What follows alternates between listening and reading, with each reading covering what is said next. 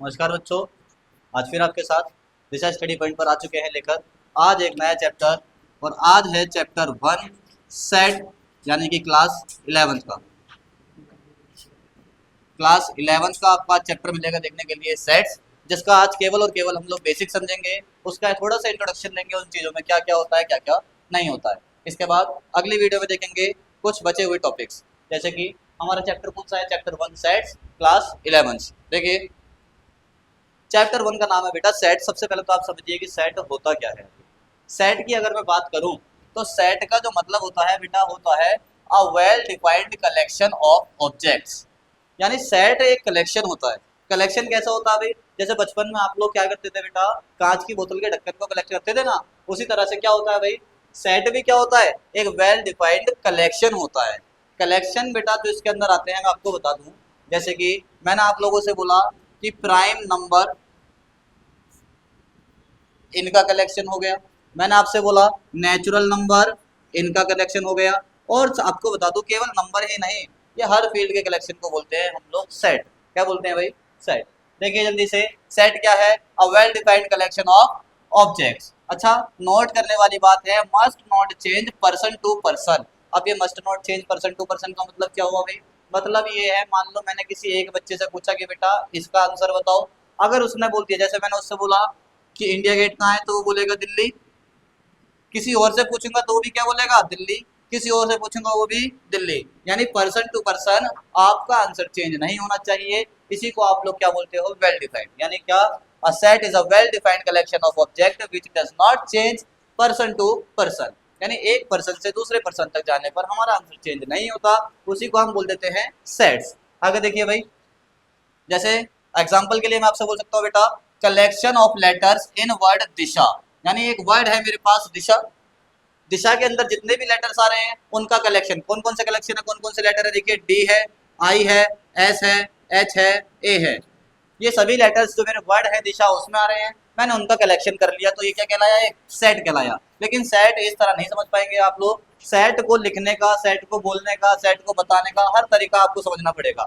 देखिए अगली स्लाइड पर चलते हैं। सेट की दो फॉर्म होती है बेटा, सेट की दो फॉर्म होती है। एक होती है रोस्टर फॉर्म, या फिर इसी को बोल देते हैं टेबुलर फॉर्म। जैसे आपका नाम होता है ना घर पे चिंटू पिंटू, ऐसी इसका भी नाम क्या है, रोस्टर और टेबुलर फॉर्म। दूसरा होता है बेटा सेट बिल्डर फॉर्म।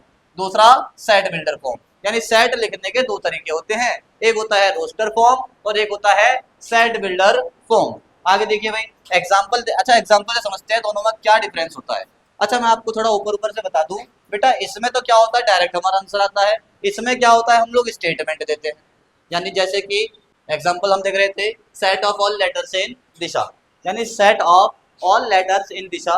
इसको हम लोग सेट की फॉर्म में अगर लिखे तो किस तरह लिखेंगे भाई, दोनों तरीके देखते हैं। एक है हमारा कौन सा, रोस्टर या टेबुलर फॉर्म, और एक है सेट बिल्डर फॉर्म। देखिए मैंने आप लोगों से बोला रोस्टर फॉर्म में लिखना है, तो आप सीधा सीधा लिखोगे अच्छा बेटा कुछ बातें मैं आपको बताऊंगा, अच्छा इन्हें समझने से पहले इन्हें समझ लो, फायदे में रहेंगे। सेट लिखना समझ जाएंगे कैसे लिखते हैं। देखिए सबसे पहला जो पॉइंट है, name of set should be in a single capital letter. यानी क्या, किसी भी सेट का जो नाम है आप एक ही शब्द में देंगे और देंगे कैपिटल लेटर में। कैपिटल लेटर जैसे कि मैंने आप लोगों से बोला, मेरा जो सेट है किसका चल रहा है, वो है बेटा दिशा के लेटर्स का चल रहा है। मैंने मान लिया सेट का नाम है ए मैंने लिखा कैपिटल में और इसको सेट बनाना चालू कर दिया। दूसरी बात क्या कह रहा है बेटा, value of the sets are called elements. याद रखना बेटा, सेट के अंदर जितने भी वैल्यूज आती हैं उन्हें या तो हम एलिमेंट बोलते हैं, उन्हें या तो हम ऑब्जेक्ट बोलते हैं, और या फिर उन्हें हम बोल देते हैं मेंबर्स। ठीक है भाई, क्या बोलते हैं, या तो एलिमेंट बोल देते हैं, या ऑब्जेक्ट बोल देते हैं, या फिर बोल देते हैं मेंबर्स। तीसरी बात क्या है बेटा, ऑब्जेक्ट ऑफ, ठीक है, values of the sets are called elements, objects of members. ठीक है, objects of the set should be enclosed with the curly bracket. Most important आपको बता दूं बेटा, सेट हमेशा ही लिखे जाते हैं करली ब्रैकेट के अंदर। राउंड ब्रैकेट नहीं चलेगा, स्क्वायर ब्रैकेट नहीं चलेगा, चलेगा कैसा, करली ब्रैकेट। अब करली ब्रैकेट कैसे होते हैं, करली ब्रैकेट कुछ ऐसे होते हैं बेटा, इस तरह के होते हैं करली ब्रैकेट्स। ठीक है, करली ब्रैकेट्स में क्या होगा भाई, देखिए हमने क्या समझा, ऑब्जेक्ट ऑफ द सेट, यानी सेट के जो भी ऑब्जेक्ट है वो करली ब्रैकेट में होने चाहिए। दूसरी बात क्या कह रहा है बेटा, objects are separated by comma, यानी जितने भी मेरे मेंबर्स होंगे, एलिमेंट्स होंगे, ऑब्जेक्ट होंगे, उन्हें आप लोग कोमा से सेपरेट करोगे। जैसे दिशा में कौन कौन से वर्ड आए भाई, कौन कौन से लेटर आए, पहले तो आया डी, अगला कोमा लगाया आई, फिर लगाया एस, फिर लगाया एच और फिर लगाया ए। यानी दिशा वर्ड के अंदर जितने भी लेटर आए उनको मैंने सेपरेटली लिख दिया, इनका मैंने कलेक्शन कर दिया, राउंड ब्रैकेट में डाल दिया, ऑब्जेक्ट्स को कॉमा से सेपरेट कर दिया, सेट को कैपिटल लेटर से शो कर दिया। तो ये बन गया मेरा एक सेट ए, जो क्या दिखाता है, वो दिखाता है बेटा क्या कि दिशा वर्ड के अंदर कितने लेटर का कलेक्शन है। तो बुद्धि में आ गया होगा बेटा आप लोगों की कि सेट कैसे लिखा जाता है। ये मैं रोस्टर फॉर्म सिखा रहा हूँ आप लोगों को। अभी हम लोग रोस्टर फॉर्म कर रहे हैं भाई। देखिए, अच्छा पहले थोड़े से ना और सीख लो कि क्या क्या इसके रूल्स होते हैं। हमने क्या सीखा भाई, same object is not repeated. अच्छा अगली बात याद रखना, जैसे मान लो मैंने आप लोगों से बोला कि सर आकाश सर हैं, आकाश सर का नाम है भाई, इसको आप जल्दी से मुझे सेट बना के दिखा दो। मैंने मान लिया आकाश सर के नाम का जो सेट है वो बी है, इनके लेटर्स दिखाओ। कैसे दिखाओगे बेटा, रूल के अनुसार करली ब्रैकेट खोला, करली ब्रैकेट बंद करा। अब पहले लिखा ए, फिर लिखा के, फिर लिखा एस, फिर लिखा एच। सर गलती हो गई, ए तो 3 बार है बेटा। कभी भी सेट के ऑब्जेक्ट्स को रिपीट नहीं करते, एलिमेंट्स को रिपीट नहीं करना है। आप लोग कभी भी रिपीट नहीं करोगे, यानी क्या बोला है, same object is not repeated, यानी सेम एलिमेंट या फिर सेम ऑब्जेक्ट है तो आप रिपीट नहीं करोगे। इतनी सी बात हो गई हमारी। आगे देखिए, set builder form uses statement for the set, यानी रोस्टर फॉर्म तो इतनी थी भाई। रोस्टर फॉर्म समझ में आ गई, जल्दी बताओ। चलो 2 एग्जांपल हो गए हमारे रोस्टर फॉर्म के, एक ये हो गया और एक ये हो गया। आगे देखिए, अगली जो फॉर्म है set builder form. Set builder form में क्या होता है बेटा, सेट बिल्डर फॉर्म में भी 3 चीजें तो सेम रहेंगी। क्या रहेंगी, set should be denoted by the capital letter, set should be enclosed with the curly brackets. अगला क्या होगा, अगला होगा बेटा, इसमें आप लोग क्या करते हो, एक वेरिएबल मान लेते हो, कोई भी एक्स वाई जेड कुछ भी मान लो। क्या बोला भाई, आगे देखिए, इन सेट बिल्डर फॉर्म। अच्छा एक तो आप लोग स्टेटमेंट यूज करोगे, स्टेटमेंट समझा दूंगा। दूसरी बात, आप लोग यूज करोगे वेरिएबल का एक्स या फिर वाई। बेटा याद रखना, एक वेरिएबल को 2 बार लिखते हैं। जैसे मैंने लिखा वेरिएबल मेरा एक्स है, उस एक्स को दोबारा रखना है बेटा, लेकिन बीच में आता है एक सेमीकोलन, जिसको हम लोग पढ़ते हैं सच दैट। क्या पढ़ते हैं भाई, सच that X is such that x, यानी क्या बेटा, एक्स की बात बताई जा रही है इस तरह से, सच दैट यानी इस तरह से कि एक्स क्या है। अगर इसकी बात करूं तो लिखूंगा बेटा x is a letter. X क्या है बेटा, एक लेटर है इन वर्ड दिशा, इन वर्ड दिशा, यानी एक दिशा नाम का वर्ड है। और एक्स क्या है बेटा, एक्स जो है वो एक लेटर है, एक्स जो है वो एक लेटर है दिशा के वर्ड का। तो सेट कैसा बनेगा, सेट बिल्डर फॉर्म में बेटा इस तरह बनेगा, और बेटा रोस्टर फॉर्म में इस तरह बनेगा। यानी बात समझ में आ गई। सेट बिल्डर फॉर्म कहती है स्टेटमेंट बना दो, बना दी स्टेटमेंट। स्टेटमेंट बनाने के बाद बेटा रोस्टर फॉर्म कहती है उसे अलग अलग करके लिख दो, तो लिख दिया अलग अलग करके। कुछ रूल्स और याद रखेंगे बेटा आप लोग, जैसे मान लीजिए आप लोगों से बोला गया, अच्छा ये समझ गए, सेमी कोलन जो होता है ना बेटा, ये 2 बिंदु, इसको बोलते हैं सच दैट, इसको सच दैट बोल के डिनोट करते हैं। आगे देखिए, in equity signs are also use, यानी क्या बेटा, अगर ऐसे साइंस आपको यूज करने हैं तो भी आप यूज कर सकते हैं। कैसे भाई, जैसे मैंने आपसे बोला बेटा एक सेट है ए, उसको लिखो, एक सेट है ए उसको लिखो, वो होना चाहिए मान लो चलिए बेटा। अच्छा हम लोग बात कर रहे थे बेटा कि इनइक्वालिटी साइन कैसे यूज करते हैं। इसके लिए बेटा आपका सेट जो है, मान लो एक सेट है मेरे पास, सेट क्या है बेटा, सेट है कोई एक ए, और आपको सेट बताना है बेटा किस तरह से, आपको बताना है एक्स इज सच दैट। कैसे, x is a natural number, x जो है बेटा एक नेचुरल नंबर है। लेकिन याद रखना बेटा, मुझे ये जो सेट है ना, ये बताना है कैसे, 0 से 8 के बीच में हो। चलो 0 से 8 के बीच में मान लेते हैं। अच्छा 0 तो होता ही नहीं है, 1 से 8 मान लो, 1 से 8 के बीच में मान लेते हैं। कैसे लिखेंगे भाई, तो इसमें लिखूंगा बेटा क्या, ब्रैकेट बनाकर लिख देना है कि जो मेरा एक्स है ना वो 0 से तो बड़ा है, या फिर 0 मत लिखना तो 1 लिख लेना, कि 1 से तो बड़ा है और किससे छोटा है, 8 से छोटा है, 8 से छोटा है। यानी क्या बोला भाई, इनइक्वालिटी साइन कैसे यूज करना बेटा आप लोगों को, x is such that X is a natural number, जो 1 से तो बड़ा है लेकिन 8 से छोटा है। अच्छा इसी को रोस्टर फॉर्म में बनाऊंगा तो कैसे बनाऊंगा, कि सर आपने एक्स बोला है 1 से बड़ा, 1 से बड़ा यानी 1 को तो लूंगा नहीं, 2 3 4 5 6 7, 8 क्यों नहीं लिया, क्योंकि 8 से छोटा है, 1 से बड़ा है 8 से छोटा है। अच्छा इतनी बातें अगर समझ में आ गई तो आप लोगों का सेट बुद्धि में तो घुस गया। ठीक, थोड़ा सा बेसिक लिया है अभी आप लोगों ने केवल, कि सेट होता क्या है, कैसे काम चलता है सेट में, सेट को कैसे लिखते हैं, कैसे डिनोट करते हैं, करली ब्रैकेट क्या होते हैं, ऑब्जेक्ट्स क्या होते हैं, एलिमेंट्स क्या होते हैं, कॉमा से सेपरेट करते हैं, बाकी बातें आगे देखते हैं। चलिए भाई, रूल सारे पढ़ लिए हम लोगों ने। अच्छा, इसका स्क्रीनशॉट जरूर लेना बेटा, ताकि आप लोगों को आगे याद रहे। कॉपी में उतार लो अच्छी तरह।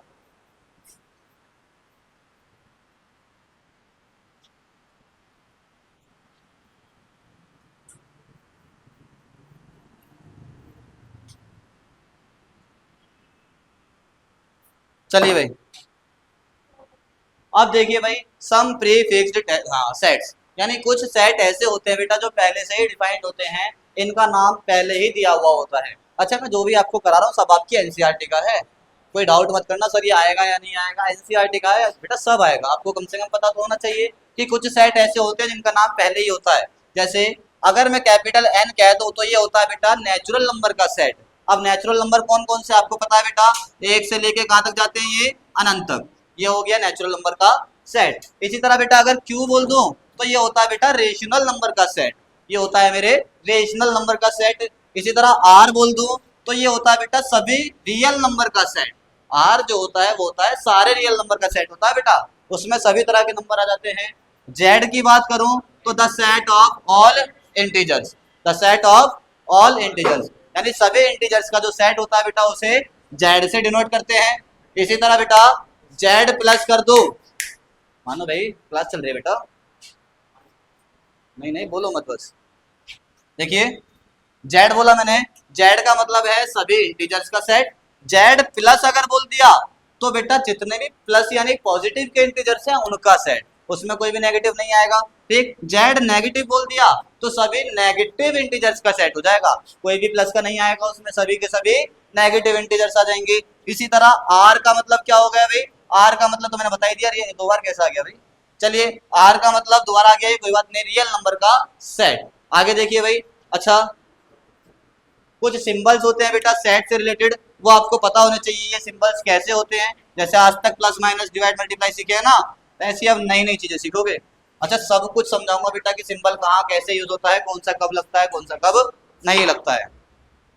बाकी आपने 11th क्लास की मैथ अगर ले ही ली है तो इसका मतलब आपके अंदर जज्बा है पढ़ने का, और अपने आप से एक ही बात कहना बेटा कि ये ताज हमारा है, ये तख्त हमारा है, और पढ़ेंगे इस तरह की सबको दिखा देंगे ये वक्त हमारा है।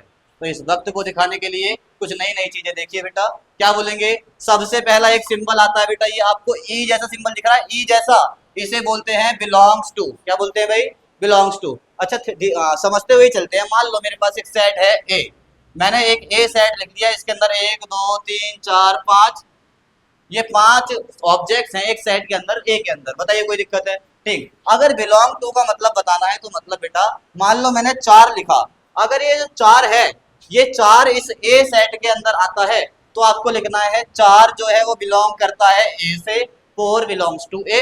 हो गया सिंबल का काम, समझ गए सिंबल, 4 बिलोंग्स टू ए, क्योंकि 4 इस सेट में आता है। इसी तरह अगर बेटा इस ई को काट दें तो बन जाता है नॉट बिलोंग्स टू, जैसे मैंने बोला 6, क्या 6 इस सेट के अंदर आता है, नहीं आता।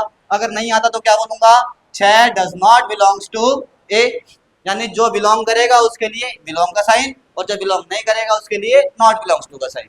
दो समझ में आ गए बेटा। तीसरा देखिए सब सेट, सब सेट पहले आपको समझना पड़ेगा होता क्या है जब सिंबल समझोगे, बाकी याद रखना सब सेट का सिंबल ऐसा होता है सी।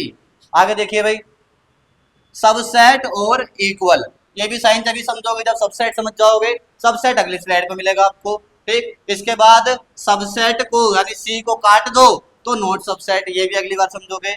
यूनियन याद रखना बेटा, यूनियन को यू से शो करते हैं, इंटरसेक्शन को उल्टे यू से शो करते हैं। इसी तरह बेटा 5 एम्प्टी सेट, इसको याद रखना बेटा, एक जीरो बनाकर इसे काट दो, इसे बोलते हैं 5, और इसको बोलते हैं एम्प्टी सेट। एक एक करके सभी सेट समझोगे बेटा धीरे धीरे।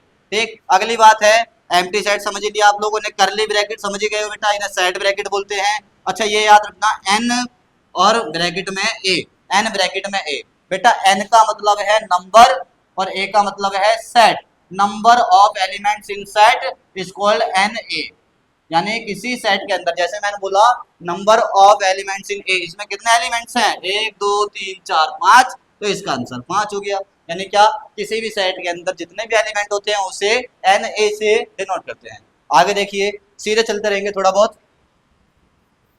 अच्छा अगली स्लाइड पे आपको मिलेगा बेटा क्या, अगली स्लाइड पे आपको सभी तरह के सेट देखने को मिलेंगे। इसका स्क्रीनशॉट जरूर लेना भाई, ये सिंबल बहुत इंपॉर्टेंट है। पूरा सेट चैप्टर इस वीडियो में खत्म नहीं करूंगा बेटा, क्योंकि आपको बेसिक लेने में ही टाइम लग जाएगा। चैप्टर 1 है, पहला ही चैप्टर है, जल्दीबाजी नहीं करेंगे। चलिए देखिए, अब आता है टाइप्स ऑफ सेट, यानी सेट कितने टाइप्स के होते हैं। सर सेट कर करके आपने हमारा माइंड सेट कर दिया, पर हमें समझ नहीं आ रहा। देखिए एक एक सेट को इतना ध्यान से समझो कि सब सेट हो जाए। सब सेट कर दो भाई। देखिए एम्प्टी सेट की बात कर लो, पहला सेट है एम्प्टी सेट। एम्प्टी सेट का मतलब क्या है भाई, मतलब दो ब्रैकेट है करली वाले और इनके अंदर कुछ भी नहीं है, कुछ है ही नहीं, इसलिए तो एम्प्टी है। जैसे मान लो भाई मैंने बोला मेरे सामने एक बच्चा बैठा है, उसके दिमाग में कुछ घुसता ही नहीं है, इसका मतलब उसका दिमाग एम्प्टी है, तो यानी ये क्या कहलाएगा, एम्प्टी सेट। बुद्धि माया भाई, एम्प्टी सेट क्या हो गया, the set containing no element, the set containing no element, यानी ऐसा सेट जिसके अंदर कोई भी एलिमेंट ना हो। It is called null set, इसे नल सेट भी कहते हैं या फिर इसे वॉइड सेट भी कहते हैं, या तो नल सेट या फिर वॉइड सेट कहते हैं बेटा। इसको डिनोट करते हैं बेटा करली ब्रैकेट ओपन और क्लोज से, यानी क्या बेटा, इसको खाली आप ऐसे ब्रैकेट बना दो करली ब्रैकेट, अंदर कुछ नहीं है, इसका मतलब ये नल सेट है। अच्छा इसे ऐसे भी शो करते हैं बेटा, जो मैंने अभी समझाया था इस तरीके से, इसे बोलते हैं फाई, याद रखना बेटा, इसे बोलते हैं फाई। जैसे पाई समझाया ना, ये पाई होता था, ये पाई बोल जाओ, अभी फाई समझ लो, ये होता है फाई। बुद्धि माया भाई, तो हमारा समझ में आ गया बेटा कि एम्प्टी सेट क्या होता है। अच्छा एग्जाम्पल बोल दो, देखो सेट बिल्डर फॉर्म में एक एग्जाम्पल है, x is such that X is a vowel in word gym. अब जिम के अंदर, यानी ये 3 वर्ड हैं जिम में, क्या इनके अंदर कोई भी वोवल है, कोई वोवल है ही नहीं, तो कोई सेट ही नहीं बनेगा, और सेट नहीं बनेगा तो कहलाएगा फाई या फिर कहलाएगा एम्प्टी सेट। ठीक है, अगला सेट देखिए भाई, फाइनाइट सेट। फाइनाइट से समझ आ रहा है बेटा, यानी जिसे गिन सकते हैं। इनफाइनाइट का मतलब जिन्हें गिन नहीं सकते, यानी क्या, the set containing countable number of element is called finite set, यानी बेटा ऐसा सेट जिसके एलिमेंट्स को आप लोग गिन सकते हो उसी को बोल देते हैं फाइनाइट सेट। कि सर हमें तो बहुत शक्ति है, हम सारे सेट को गिन सकते हैं, अभी देखेंगे भाई। ठीक, फाइनाइट सेट हो गया। It includes empty set, empty set भी बेटा एक फाइनाइट सेट होता है, याद रखेंगे, क्योंकि इसके अंदर कितने एलिमेंट है, एक भी नहीं है, मैं गिन सकता हूँ, इसलिए ये क्या कहलाएगा, फाइनाइट सेट। एग्जांपल क्या है भाई, X is such that X is a vowel in word Disha. अब दिशा वर्ड में अगर मैं सेट बनाऊं इसका, तो इसमें वोवल्स की बात कर रहा है, 2 वोवल्स है भाई, एक तो आई है और एक ए है, एक तो आई है और एक क्या है भाई, ए है, आई और ए, यानी क्या, ये तो हमने गिन लिया, इसमें 2 एलिमेंट थे, इसलिए ये कहलाया फाइनाइट सेट। आगे देखिए इनफाइनाइट सेट क्या हो जाएगा भाई, the set containing uncountable elements, यानी क्या, ऐसा सेट बेटा जिसके अंदर क्या होता है, अनकाउंटेबल एलिमेंट्स होते हैं, इतने एलिमेंट्स है कि सर मैं पढ़ ही नहीं पा रहा, मैं गिन ही नहीं पा रहा, उन्हीं को बोलता हूं मैं क्या, इनफाइनाइट सेट। देखिए एग्जांपल क्या है, x is such that X is a positive integer, x is such that X is a positive integer. अब भाई पॉजिटिव इंटीजर का मतलब समझते हो, मेरे हिसाब से 1 2 3 4 और जाएगा कहाँ तक, अनंत तक। कह रहे थे ना बस किया गिनना, गिन के दिखा दो भाई कितने हैं। अनंत कोई नंबर नहीं होता बेटा, अनंत क्या है, एक टर्म है, ये एंड तक जाएगा, इसके हम लोग एलिमेंट्स नहीं गिन सकते, इसीलिए इसे बोल दिया मैंने इनफाइनाइट सेट। तो मेरे अकॉर्डिंग 3 सेट तो आप लोग अच्छी तरह समझ चुके हैं, एग्जाम्पल भी देख लिया आप लोगों ने। आगे चलते हैं एक नए सेट के साथ।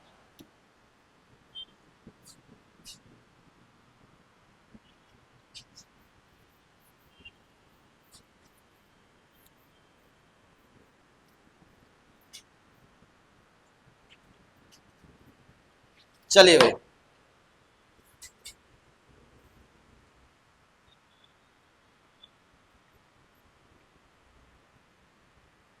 देखिए भाई, अब सेट आ गया बेटा कौन सा, equal set, universal set. Equal set और यूनिवर्सल सेट दो छोटी छोटी सी बातें हो रहे हैं बेटा, इन्हें कंप्लीट कर लो, इसके बाद आपका सेट कम से कम सारे टाइप तो आप समझ जाओगे, आप सेट देख के समझ जाओगे कि हाँ ये सेट है, नहीं समझ पाए तो बना दोगे कि हम सेट कर देंगे अब तो मामला। देखिए भाई क्या बोला, इक्वल सेट। इक्वल सेट कौन से होते हैं भाई, the set containing same and equal elements are equal set, यानी ऐसे सेट्स बेटा जिनके एलिमेंट्स भी सेम हो और नंबर ऑफ एलिमेंट भी सेम हो। यानी क्या बेटा, जैसे इसमें देखा मैंने क्या, 3 5 7 एक सेट है बी जिसके अंदर 3 5 7 1 4 एलिमेंट है। इसमें देखा मैंने ए 1 3 5 7, इसमें भी 4 एलिमेंट है। और देखने वाली बात है चारों के चारों एलिमेंट दोनों के सेम है, ऑर्डर मैटर नहीं करता, आगे पीछे हो जाए कोई प्रॉब्लम नहीं है। लेकिन क्या देखा कि मेरा जो सेट ए है वो बराबर है सेट बी के, बस हो गया इक्वल सेट्स। आगे देखिए भाई यूनिवर्सल सेट, यूनिवर्सल सेट आपको समझना पड़ेगा बेटा, और सबसे आसान ये है। यूनिवर्स का मतलब समझते हो ना, यूनिवर्स यानी ब्रह्मांड, ब्रह्मांड का मतलब भाई क्या, ऐसा सेट जिसमें सभी तरह के सेट आ जाते हैं उसे बोलते हैं यूनिवर्सल सेट। देखिए the set of all elements under consideration it is denoted by you, यानी क्या बेटा, यूनिवर्सल सेट को यू से डिनोट करते हैं। और अंडर कंसिडरेशन का मतलब क्या है बेटा, देखिए मान लो मैंने आपसे बोला एक सेट है 2 4 6 8, एक ए सेट है 2 4 6 8, तो इसका यूनिवर्सल सेट क्या हो जाएगा, एक ऐसा सेट जिसमें ये तो आते ही हो और दुनिया की सारी चीजें आती हो इसकी जैसी। यानी क्या, मैंने ध्यान से देखा 2 4 6 8 तो क्या है बेटा, ये नेचुरल नंबर भी है और ये प्राइम इवन नंबर भी है, सॉरी ये नेचुरल नंबर भी है और ये इवन नंबर भी है। तो मैंने क्या बोला कि x is such that x is a set of natural number, यानी नेचुरल नंबर जो है इस सेट के लिए यूनिवर्सल सेट है, क्योंकि ये इसके जो सारे सेट्स के एलिमेंट हैं वो इसमें लाई करते हैं। यानी बेटा ऐसा सेट जिसके क्या हो, सभी के सभी एलिमेंट्स दूसरे बड़े वाले सेट में लाई करते हो, उसको कहलाते हैं बेटा क्या, एक यूनिवर्सल सेट, जिसे हम लोग यू से डिनोट कर देते हैं। और इसी के साथ आपके सेट्स खत्म होते हैं। बस एक तरीका और है, एक पार्ट हो रहा है सबसेट से, हाँ बेटा उसे वो समझ लो, सबसेट बहुत इंपॉर्टेंट है, सबसेट और समझ लो एक बार, फिर आपकी क्लास को ज्यादा लंबा नहीं करेंगे, दूसरा पार्ट बना दूंगा, वेन डायग्राम आपका रह जाएगा, वेन डायग्राम के लिए एक क्लास और कर देंगे। देखिए भाई आगे है बेटा सबसेट, आगे है सबसेट। सबसेट क्या कहलाता है बेटा, अच्छा एक सबसेट होता है और एक होता है पावर सेट एक सबसेट होता है बेटा और एक होता है पावर सेट। सबसे पहले सबसेट को देखिए, set B is set to be subset of A if each element of B lies in set A. यानी क्या बेटा, एक सेट है बी जिसका एलिमेंट जिसके क्या है 2 और 4, ये बी जो है वो ए का सबसेट कब कहलाएगा, जब बी का हर एलिमेंट ए के अंदर लाई करेगा, बी के हर एलिमेंट ए के अंदर लाई करेंगे तब कहलाएगा सबसेट। क्या 2 लाई कर रहा है भाई, क्या 4 लाई कर रहा है, यानी बी जो है वो सबसेट हो जाएगा। सबसेट का सिंबल क्या बताया था, सी, सबसेट का सिंबल क्या था, सी था बेटा।